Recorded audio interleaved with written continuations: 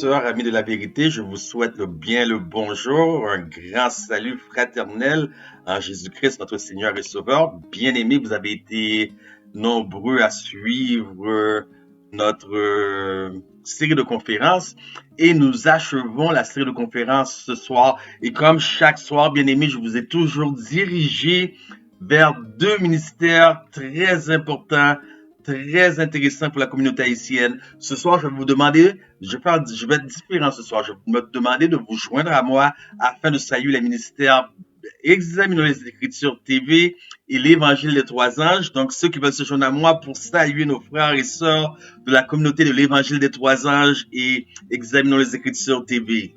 Ceci dit, nous allons débuter notre conférence. Bien aimé, la conférence de ce soir sera très courte. Laissez-moi vous expliquer pourquoi elle va être très courte. Parce que nous avons vu le mariage biblique versus le mariage institutionnel religieux. Nous avons vu le paganisme dans le mariage. Nous avons mis les pendules à l'heure en ce qui se concerne la partie innocente qui a le droit de se remarier. Maintenant, nous allons considérer que faut-il faire pour éviter le mariage. Et ce que vous devez savoir, bien aimé, c'est que nous n'allons pas partir à partir d'aujourd'hui même si vous êtes déjà marié, nous allons partir à partir du moment où on considère le mariage. Donc, qu'est-ce qu'il faut comme préparation et quand le mariage se prépare-t-il? Pour être honnête avec vous, un mariage, c'est comme l'éducation d'un enfant. Cela se prépare 15 ans auparavant. Voilà pourquoi nous appelons toujours cette série avant de dire oui, enrichissement matrimonial qui vous est présenté d'ailleurs par les ministères M3A, santé, spiritualité, un corps sain dans un esprit sain, M3A, medical missionary, M3A, salud et spiritualidad en espagnol. Donc, bien aimé, nous allons voir quels sont les trucs pour éviter le divorce, ok? Et nous allons prendre pour acquis avant. Donc, que faut-il faire comme prétendant? Donc, si vous dites en votre cœur, vous écoutez cette série ce soir, ben, ce n'est pas pour nous, puisque nous sommes déjà mariés. Faites attention, attendez, vous savez toujours que votre frère ne parle jamais pour rien, ne parle jamais des paroles en l'air. Donc, vous allez voir certaines choses, vous allez réaliser certaines choses, et c'est là la bonne nouvelle qui va se produire, puisque juste la présentation de ce soir, j'ai plus de 10 heures de matériel. OK? Plus de 10 heures de matériel juste avec la présentation de ce soir. Ben, je vais vous en donner que 20 ou 25 minutes car il y a quelque chose qui va suivre après. Donc, l'évangile est traduit par la bonne nouvelle. Voilà ce que veut dire euangelion en grec, qui veut dire évangile, qui veut dire bonne nouvelle. Donc, probablement certains d'entre vous, hier, dans notre série de conférences, ont constaté que bel et bien, ils étaient en délit devant l'Éternel. Le mal est déjà fait. Quel espoir reste-t-il? Voilà pourquoi nous appelons cela évangile. Il y a toujours de l'espoir avec l'Éternel des armées, à condition que vous êtes honnête suffisamment pour dire, Seigneur, je ne savais pas, j'ai fait une erreur, j'ai péché contre toi seul et contre le ciel, daigne me pardonner. Si nous confessons nos péchés, il est fidèle et juste pour nous pardonner et nous purifier de toute iniquité. Ceci dit, nous allons débuter immédiatement notre série de conférences pour ce soir, bien-aimés, avec une courte prière.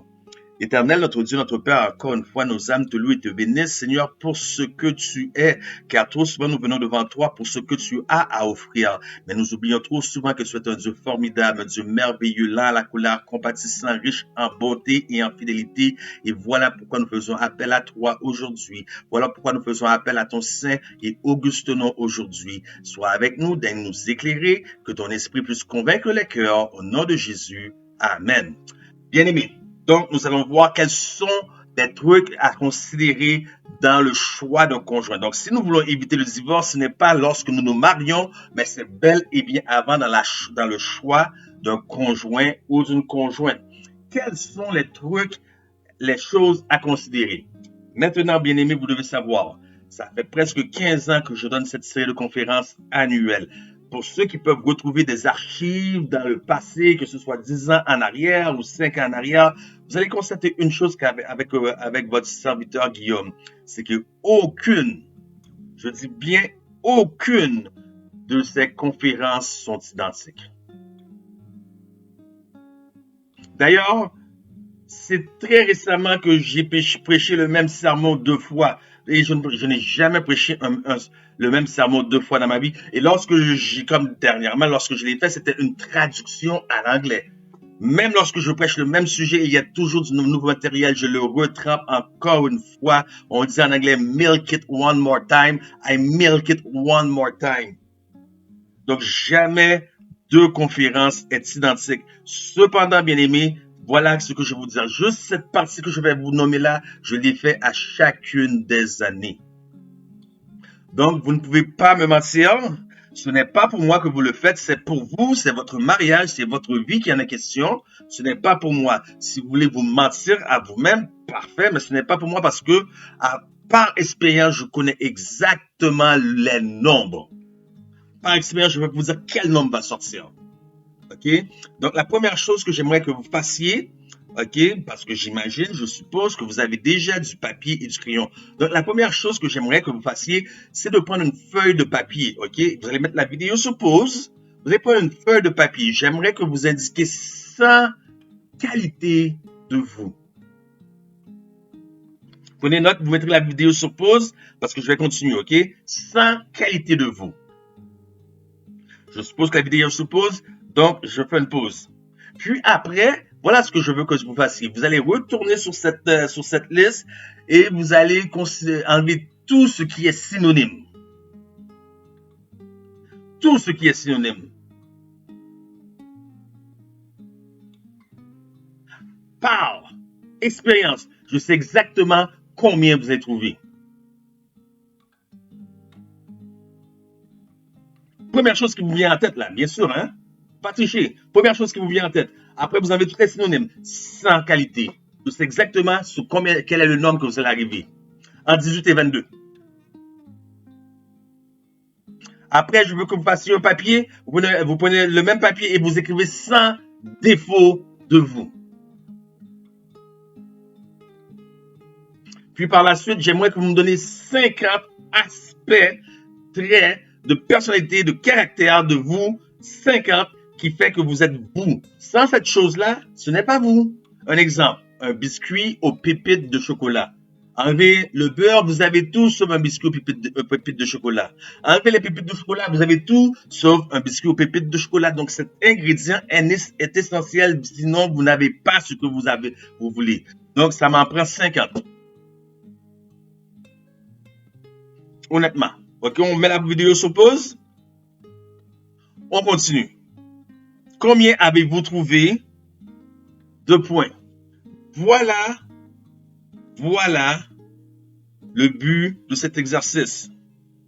Si vous ne vous connaissez pas vous-même, comment savez-vous ce qui est bon pour vous? On parle d'un choix à vie. Plusieurs personnes nous disent l'esprit de prophétie sont mal agencés. Vous ne connaissez même pas ce qui est bon pour vous. Comment pourriez-vous savoir qui vous êtes? Comment pourriez-vous savoir ce qui est bon pour vous? Maintenant, bien que je vais focuser plus pour comment trouver l'homme idéal, les principes sous-entendus sont bons aussi pour vous, messieurs. Où trouver l'homme idéal? Où trouver l'homme de vos rêves? Où devriez-vous chercher? Puisqu'il y a une question, il y a des gens qui vont chercher par là, il y a des gens qui vont chercher par là. Où devriez-vous chercher pour trouver l'homme idéal, l'homme de vos rêves? Genèse 2, verset 15. L'Éternel Dieu prit l'homme et le plaça dans le jardin d'Éden pour le cultiver et pour le garder.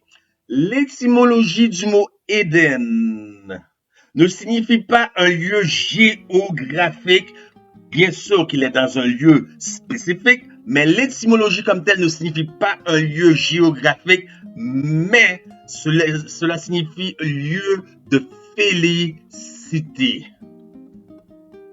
Qu'est-ce qui rend ce lieu un lieu de félicité? Non pas son environnement géographique, mais la présence de l'Éternel même.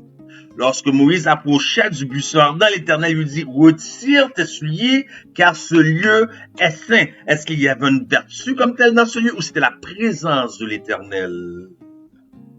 Donc, l'Éternel Dieu plaça l'homme dans le jardin. Ça veut dire dans un lieu de félicité. Voilà, là, il plaça l'homme. Où allez-vous chercher votre homme? Allez-vous le chercher dans la présence de l'Éternel? Continuons. L'Éternel Dieu prit l'homme et le forma et le plaça dans le jardin d'Éden pour le cultiver. Comment l'homme peut-il créer? Donc Dieu prit de la poussière, il forma l'homme parce que tout a été créé par la parole de l'Éternel et toute l'armée par le souffle de sa bouche, excepté l'homme qu'il forma de la poussière du sol, et après qu'il l'ait formé, il souffla le souffle de vie dans ses narines, et l'homme devint un être vivant. Donc, lorsque l'homme ouvrit les yeux, quelle était la première chose qu'il vit? Son créateur. L'homme que vous allez choisir, le prétendant que vous allez choisir, doit constamment avoir l'Éternel sur les yeux. Psaume 16, verset 8. David nous dit, j'ai constamment l'Éternel sous les yeux.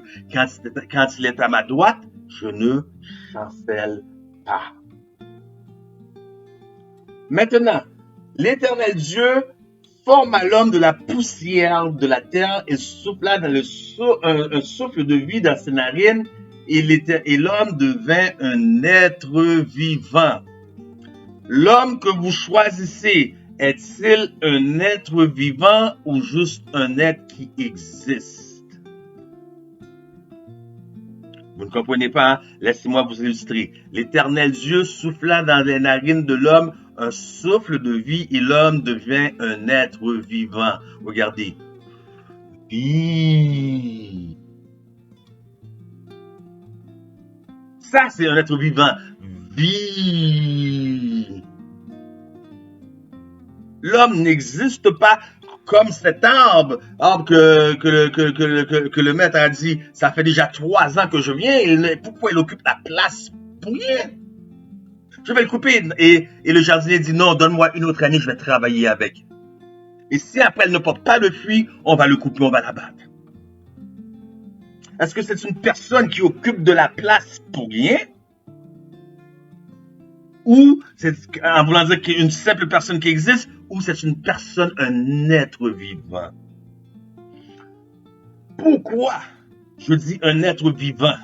Parce que l'être vivant, il a des buts, il a une raison de vivre, il a une raison. Celui qui existe, il est passif, il n'est pas actif, il n'a pas de but, pas d'ambition, pas de rêve. L'homme que vous fréquentez ou le prétendant que vous désirez, a-t-il des buts, des rêves, des ambitions? Parce que voyez-vous, il y a ce qu'on appelle la pyramide de Maslow. Et ça, c'est très important si vous voulez faire le choix d'un bon conjoint afin d'éviter le divorce, car c'est le but, pas le thème, mais le sujet de notre conférence de ce soir, éviter le divorce. Nous avons vu Malachie 2,16. L'Éternel dit, je hais le divorce.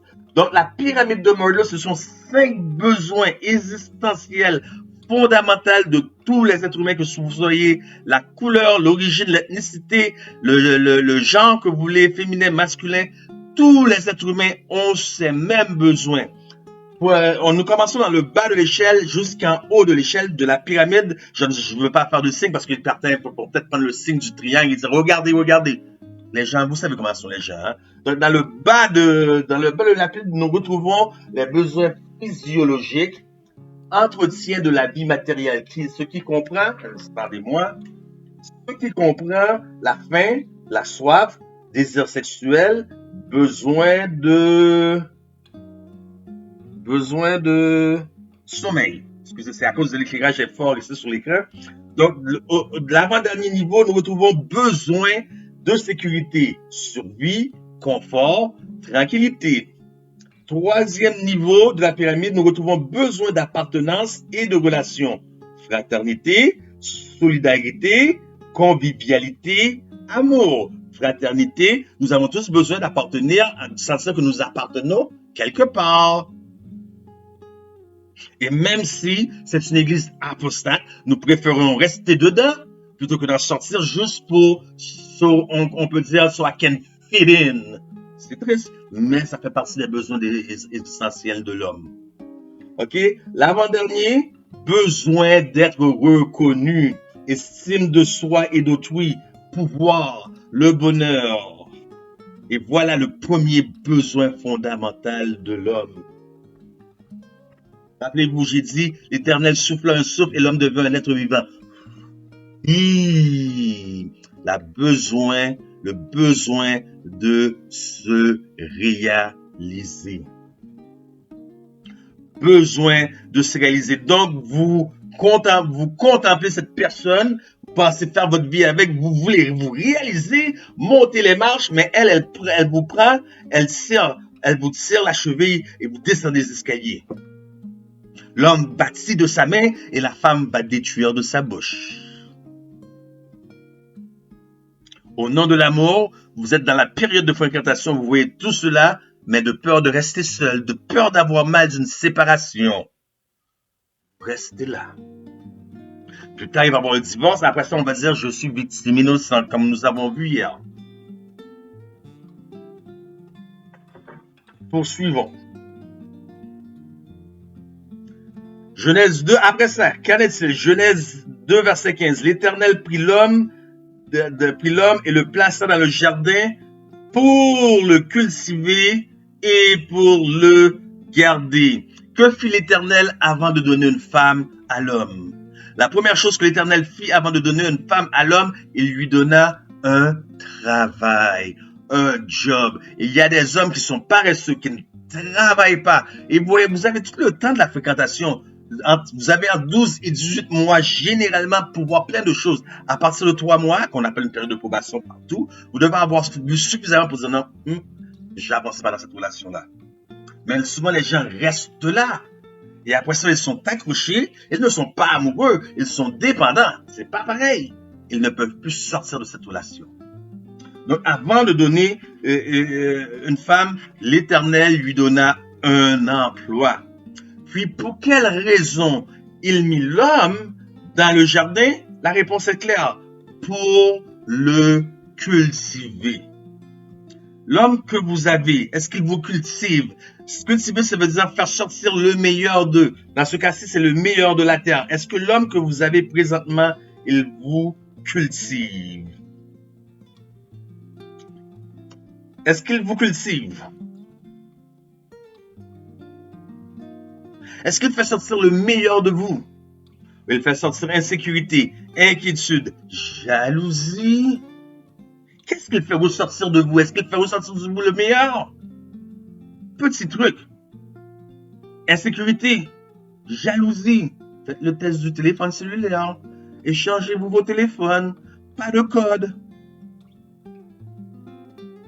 C'est un exemple. Je vais peut-être plus difficile que ça, peut-être méchant que ça. Je ne suis pas là pour briser les coupes aujourd'hui. Il y a d'autres choses, j'ai dit. C'était une journée de bonnes nouvelles, OK? Genèse 2, 18, 20. L'Éternel Dieu dit, il n'est pas bon. Un autre point qui doit être très important à considérer dans le choix d'un conjoint. OK? Après, les choses vont se corser. Là, je pose toujours les fondements. C'est toujours une période de réchauffement. Après, ça va se corser. L'Éternel Dieu dit, il n'est pas bon.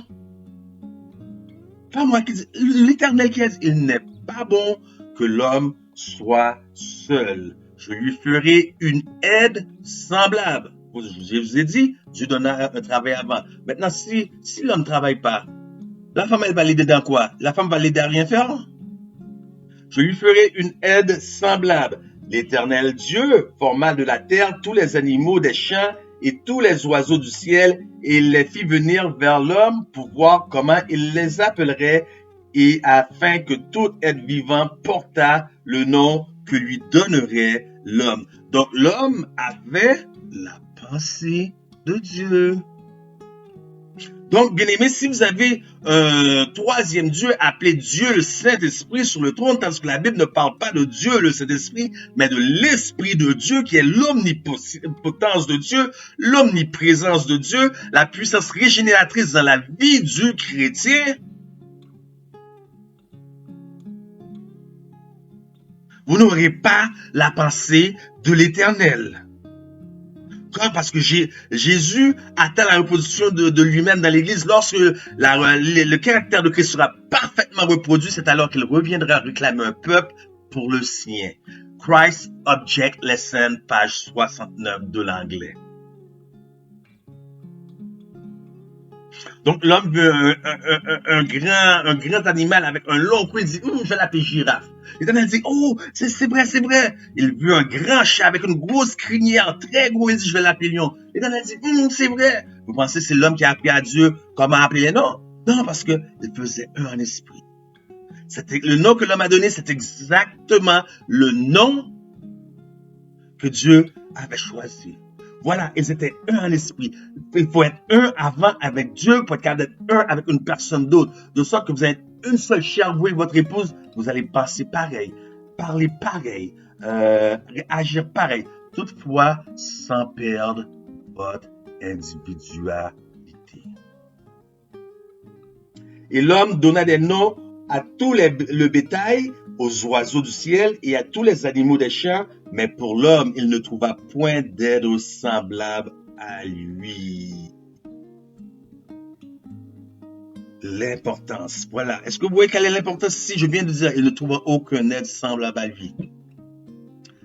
La création de Ève n'était pas une arrière-pensée de Dieu. Dieu voulait amener l'homme à prendre connaissance d'un besoin. L'homme que vous fréquentez, l'homme qui est votre prétendant, a-t-il connaissance de ses besoins?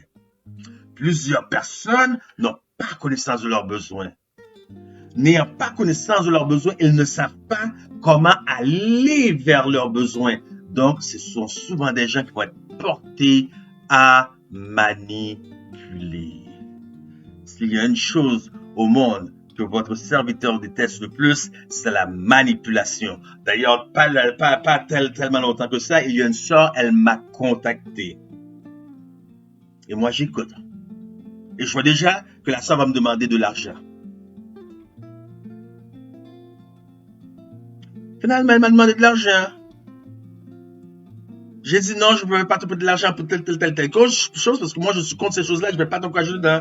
Finalement, elle a dit, ah non, finalement, c'est pas pour ça, c'est pour de la nourriture.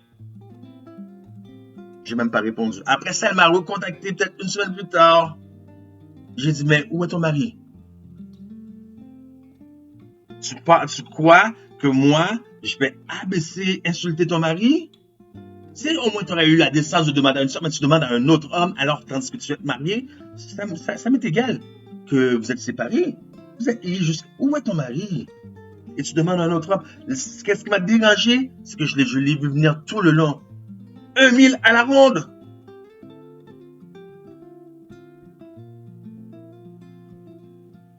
Il y a des gens qui ne savent pas aller vers leurs besoins. Ils doivent manipuler. Probablement qu'ils ont peur d'avoir un non comme réponse. Ils doivent manipuler. L'homme le prétendant que vous choisissez, est-il capable? Connaît-il ses besoins? Parce que l'Éternel a créé Ève après. Ce n'était pas une arrière-pensée, mais il voulait amener l'homme à prendre connaissance d'un besoin. Encore une fois, première diapo que je vous ai montré, si vous ne vous connaissez pas vous-même, comment savez-vous ce que vous avez besoin? Et souvent l'Éternel va vous donner ce que vous voulez, juste pour prouver que ce n'était pas ce que vous aviez besoin. Donc le réchauffement est presque fini. J'espère que vous êtes bien attachés sur votre siège. Et oui, là, c'est la dernière diapo. Je vous ai dit que je ne serai pas très long avec les diapos. Oh oui, parce que je pourrais parler pendant 10 heures juste sur ça, ok? Mais j'ai d'autres choses plus que pour moi qui est plus important à considérer à cause du message d'hier, parce que plusieurs personnes sont dans l'adultère et la porte des cieux leur est fermée. Et que peut-il faire? Comptez pas sur votre serviteur pour vous dire divorcez maintenant. mais il y a toujours de bonnes nouvelles. Et c'est là que je vais revenir. C'est la dernière diapo. Donc, s'il y a des questions, vous pouvez me contacter dans m3aMedicalMissionary@gmail.com, sur ma page Facebook M3A Medical Missionary, et comme c'est écrit ici. Vous pouvez me contacter à jalyo, jalyo, @hotmail.com, sur Facebook. Vous pouvez même contacter les ministères que je vous ai cités. Ils savent comment me rejoindre si jamais il y a des questions. Mais c'est la dernière slide et vous allez voir, là, on ne joue plus, OK? J'ai été gentil, j'ai été doux jusqu'à présent. Maintenant, nous allons rentrer dans la dernière slide. Lorsque vous faites le choix d'un conjoint, lorsque vous voulez que ça soit la bonne personne, pour que ça soit la bonne personne, dès le départ, les deux doivent avoir une connaissance similaire de ce que c'est que l'amour. Similaire. Parce que nous avons vu au cours de cette série de conférences qu'il y a des activités cérébraux. Il y a toutes sortes de choses qui se passent physiologiques dans le corps. L'amour devient comme une drogue dure. Deuxième point que vous devez considérer, c'est la connaissance des sexes. Et c'est là que beaucoup font défaut. Beaucoup font erreur parce qu'ils ne connaissent pas le sexe opposé. Mesdames, que recherchent les hommes? La plupart des femmes vont dire, donnez-lui du bon sexe, le ventre bien rempli, et gardez le vide constamment de sorte qu'il n'a rien à donner à d'autres femmes. Vous allez garder votre homme.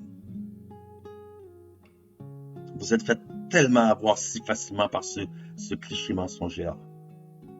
Ce n'est pas ce dont l'homme a de besoin. Ce n'est pas le besoin primaire de l'homme. Que recherchent les hommes, mesdames?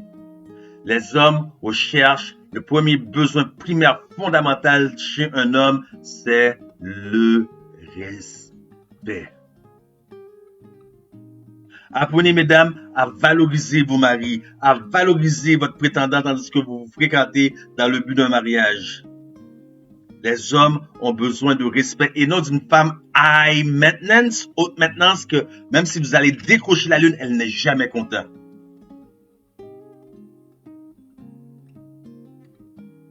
Et d'où sort le fait que les femmes n'ont plus de respect pour les hommes aujourd'hui?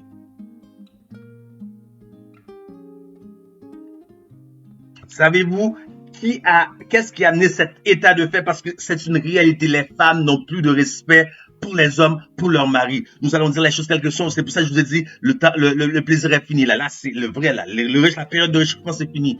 Quel est l'état de fait qui a amené le manque de respect des femmes envers leurs conjoints ou leurs prétendants? La Seconde Guerre mondiale. Qui sont les vrais héros de la Seconde Guerre mondiale? Les gens qui sont morts afin que nous puissions jouir de la liberté que nous avons aujourd'hui. Là, vous êtes fait avoir. Il n'y a pas de liberté.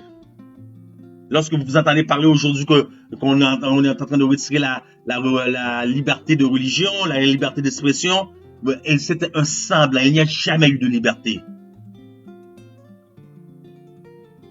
Qui sont les héros vraiment de la Deuxième Guerre mondiale? Les vétérans. C'est pour ça qu'on leur accorde juste une journée ici au Canada le 11 novembre avec un petit cloquicot sur le veston. C'est juste ça qui les représente? Non, ce ne sont pas les vétérans. Qui sont les véritables héros de la Seconde Guerre mondiale? Les femmes. Et vous allez comprendre pourquoi le respect manque tellement. Les femmes. Que s'est-il passé? Les États-Unis d'Amérique se sont joints à la coalition qui participait dans la Deuxième Guerre mondiale. Mais un problème est survenu. Les États-Unis d'Amérique commençaient par manquer de munitions. Ils ont pris les femmes, ils les ont envoyées dans les usines afin de créer des munitions pour combattre l'ennemi, pour avoir assez de balles, de munitions pour mettre dans leurs armes.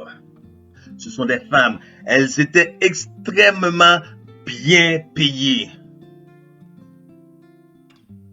Pendant tout ce temps qu'elles travaillaient dans les usines pour créer des balles pour les armes, elles plaçaient l'argent.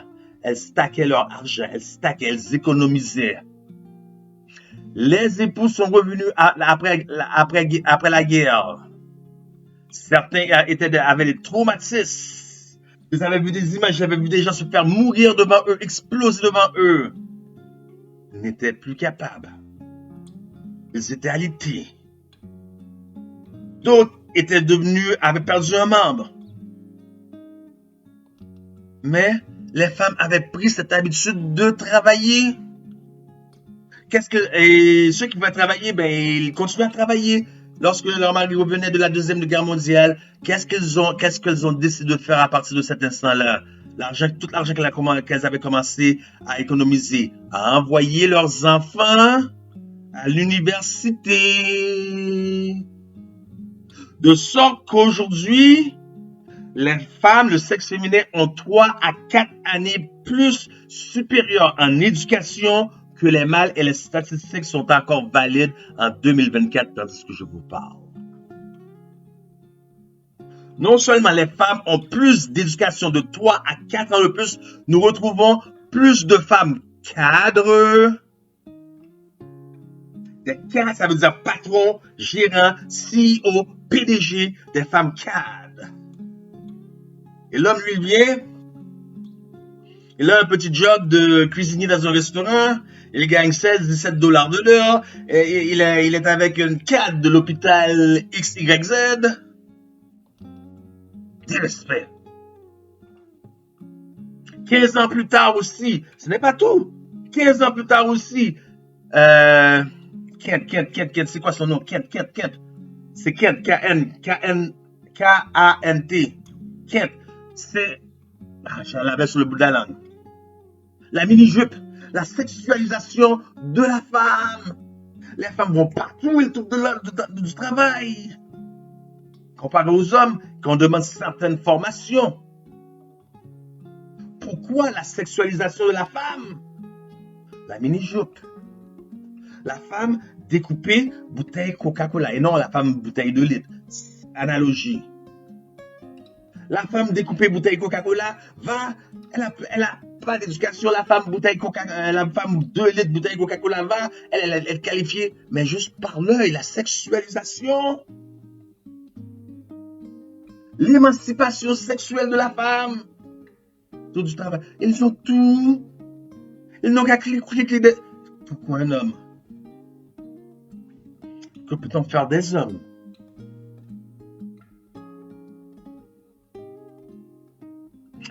Mais ce n'est pas ce que ça veut dire cultiver. Et ce n'est pas qu'est-ce que ça veut dire. Ce n'est pas la raison que je vais y revenir. Parce que je veux parler des 4 P et du 1C. Et vous allez comprendre, on va mettre une parenthèse. Avant, je veux juste dire aux hommes maintenant. Quel est le premier besoin primaire fondamental de la femme? Si l'homme c'est le respect, beaucoup d'hommes vont tomber dans le piège de dire la femme, ce qu'elle désire le plus, c'est l'amour. Faux. Ce que la femme désire le plus, c'est d'être aimée. Faux. Vous êtes fait avoir par les fallacies au cours des années, des décennies. On dit que la femme va donner du sexe en échange pour avoir de l'amour. Oui, c'est vrai à un certain point, mais ce n'est pas le besoin primaire, fondamental de la femme. Parce que donnez-lui tout l'amour que vous avez à donner au monde. Apportez-lui des fleurs chaque vendredi, du chocolat, faites couler un bain dans de l'eau, dans du lait de chèvre avec des pétales de rose par-dessus la mousse. Elle va vous laisser quand même. Parce que ce n'est pas ce dont la femme a besoin. Faites tout cela. Je vous modifie. Faites tout cela. Malgré que vous avez un baccalauréat. Malgré que vous êtes en train d'étudier pour une maîtrise présentement. Et même si vous étiez un cadre dans votre domaine, un PDG dans votre domaine. Elle n'a pas besoin de votre argent. Ce n'est pas ce qu'elle a besoin. Vous allez voir cette femme-là, elle va aller prendre ce qu'on appelle, dans le langage de la rue, des togs, vagabonds, qui ont les culottes baissées jusqu'au... Vous savez cette vieille mode qu'on voit aujourd'hui, là, les culottes baissées, ils marchent, les culottes baissées comme les gens en prison. Cheveux défaits, un homeboy, ou dans le milieu caucasien, ça veut dire blanc, le tough avec la côte de cuir, et l'homme éduqué, l'homme qui vient d'une bonne famille, elle le rejette. Pourquoi? Parce qu'il manque un élément. Si vous avez cet élément-là, cette femme, autant que vous l'aimez, vous allez baisser dans son estime jusqu'à ce qu'elle va vous voir comme un ami. Et après, vous allez chercher à casser la glace. Vous ne serez jamais capable de casser la glace, de briser la glace. À partir de là, elle va toujours vous voir comme un ami. En dépit de tout l'amour, tout le respect, tout comment vous le traitez. Vous pouvez la traiter comme une princesse. Ça n'ira jamais plus loin que l'amitié. Vous allez finir par avoir mal, de vous blesser.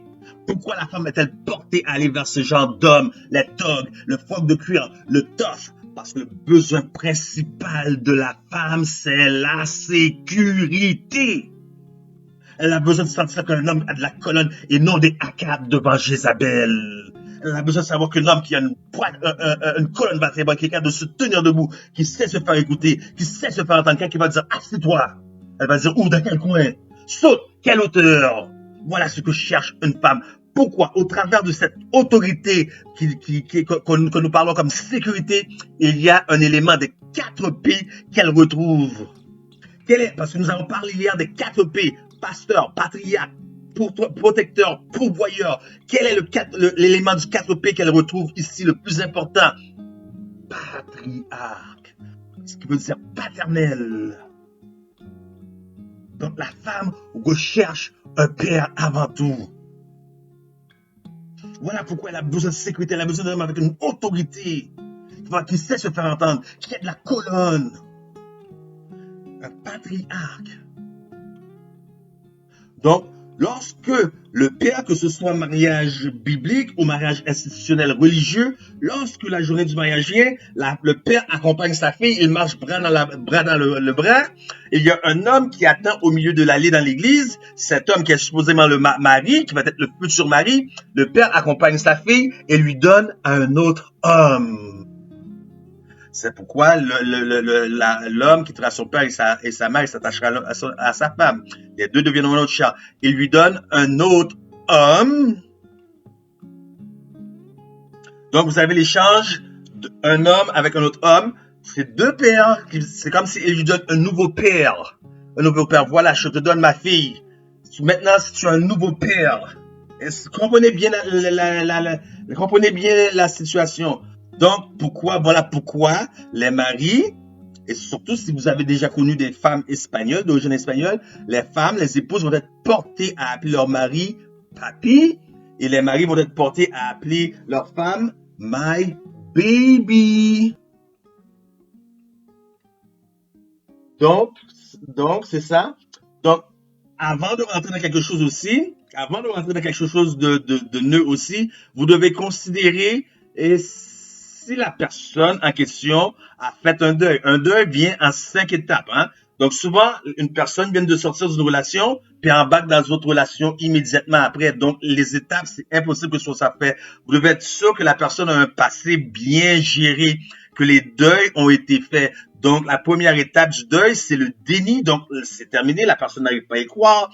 Après, c'est la colère. Après, c'est le ressentiment ou la négociation, je donnerai n'importe quoi pour retourner là. Après, c'est l'acceptation. On finit par accepter notre sort, puis on termine par la reconstruction de soi. Chaque relation amoureuse, chaque rupture va laisser une séquelle. Donc, ne rentrez pas dans une relation avec quelqu'un qui vient de finir une relation. Donc, vous devez considérer quand est-ce que vous allez rentrer dans la vie d'une personne, sinon vous allez être un pansement par-dessus une blessure. Donc, considérez aussi les écarts. Très important. Les écarts, bon, nous allons commencer par l'âge. Vous ne voulez pas changer des couches pour le restant de votre vie, là.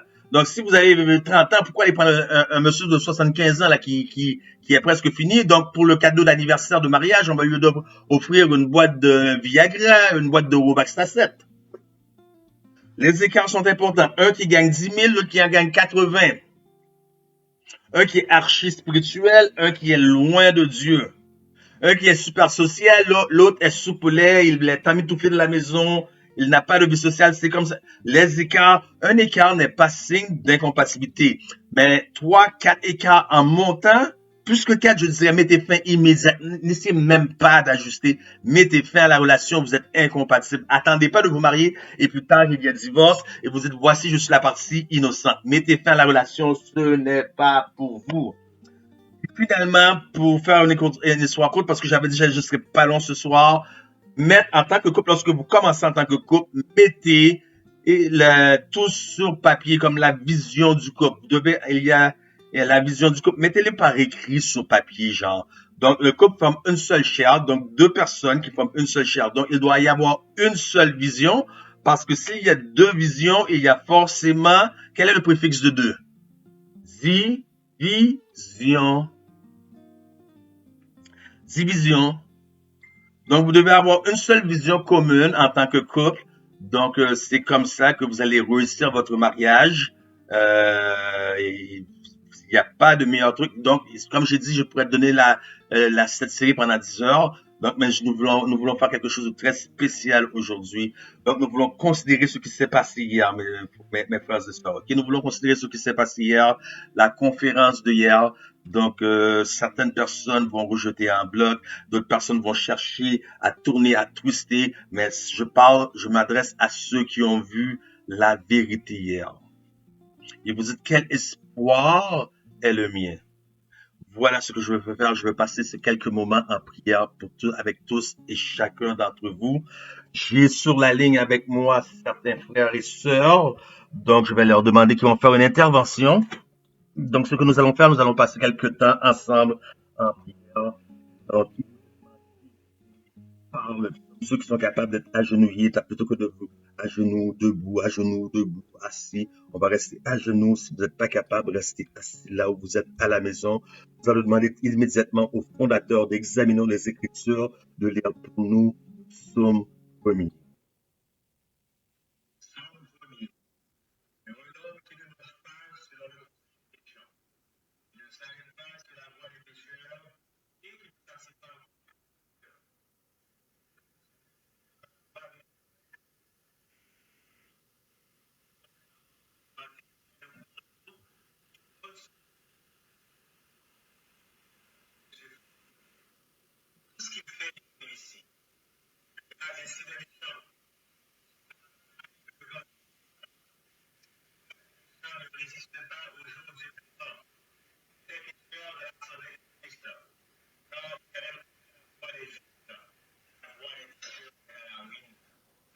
Amen.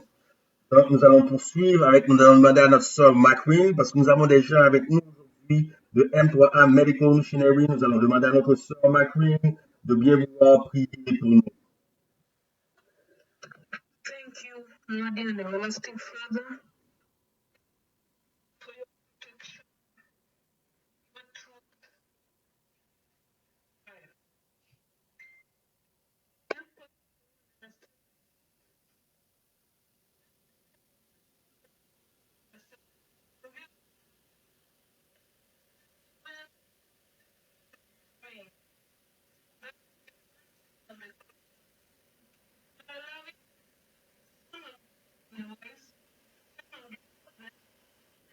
knowing that me as sin, but with your good love and your forgiveness, forgive us sins said and unknowingly. Can you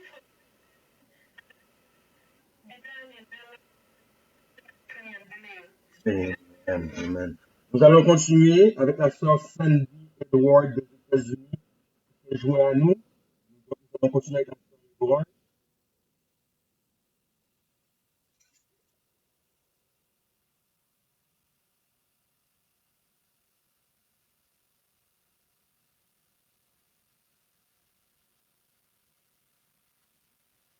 Ça sera pas mal de message de la sœur Edouard avec nous.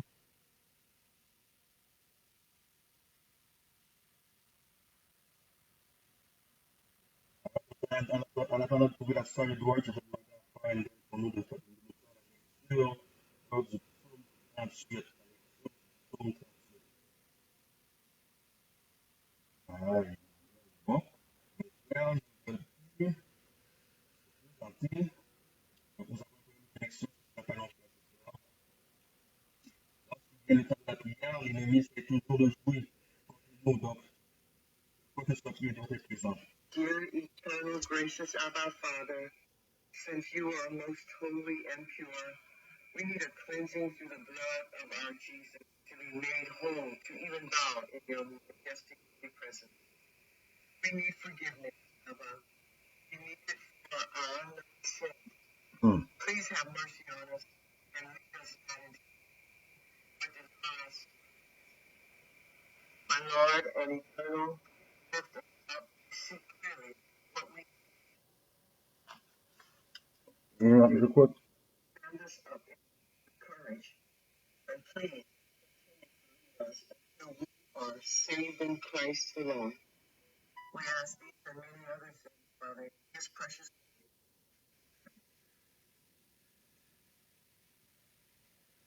What can wash away my sin? Nothing but the blood of Jesus. What can make me whole again? Nothing but the blood of Jesus.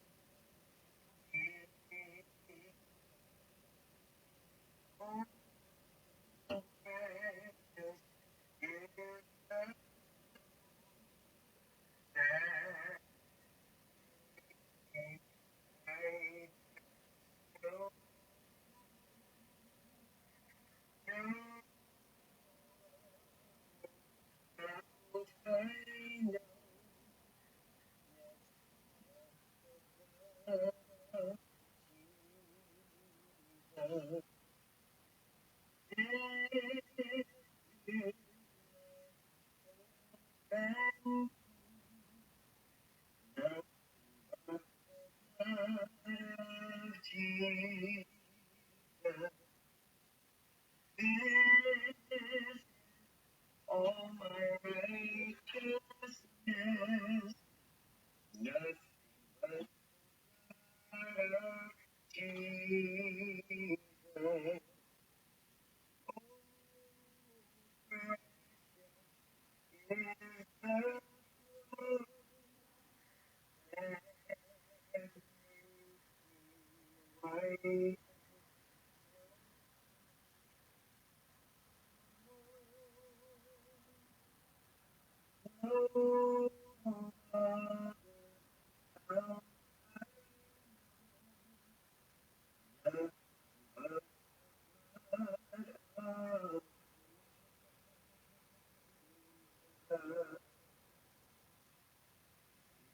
Donc, nous allons poursuivre avec notre bien-aimé frère Wendell. Donc, je vais voir s'il est présent. Donc, je vais lui demander de lire pour nous le psaume 38. Psaume 38, psaume de David. Psaume 38, psaume de David. Éternel, ne me punis pas de ta colère et ne me châtie pas.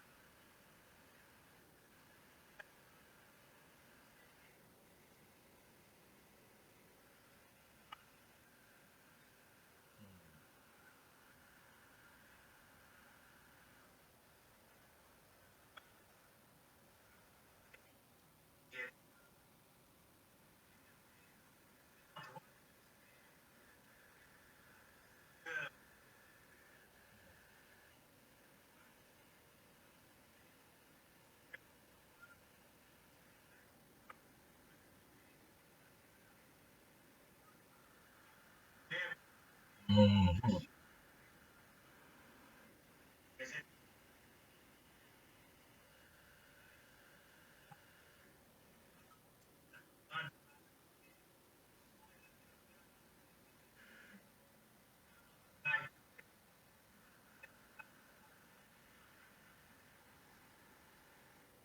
Amen. Donc, bien-aimés, nous avons vu que l'Éternel est un Dieu saint. Nous avons vu que le péché, il ne peut pas supporter le péché. Mais certaines choses ont été faites. Vous l'avez fait par ignorance. Vous ne saviez pas, mais il ne se lasse point de pardonner. Donc nous allons écouter, nous allons demander plutôt à notre bien-aimé frère Wycliffe de prier pour nous pour ces péchés d'ignorance. Donc, parce que moi, comme je vous ai dit, je n'ai pas le mandat, je n'ai ni l'autorité non plus de vous dire, allez divorcer maintenant. Je n'ai pas le mandat ni l'autorité de vous dire que étant donné que l'Éternel reconnaît le premier comme votre mari actuel et que vous êtes en état d'adultère, de divorcer. Mais si quelqu'un manque de sagesse, qu'il demande. Donc voilà pourquoi je vais demander au frère Wycliffe de prier pour nous. Et après, nous allons avoir une dernière prière finale. Ce sera fait par le fondateur de Examinons les Écritures TV lui-même, étant donné que nous avons passé 4 jours à parler d'eux afin que vous soyez un peu plus près d'eux. Donc nous allons demander au fondateur de bien vouloir prier pour nous. Mais avant, nous allons demander à frère Wycliffe de faire une prière pour nous, pour... pour la, laisse-moi voir si Wycliffe est en ligne. Malheureusement, Wycliffe n'est pas en ligne. Nous allons mettre fin avec notre bien-aimé fondateur, notre frère Wendell Auguste de Examinons les Écritures télé et TV. Nous allons écouter le frère Wendell.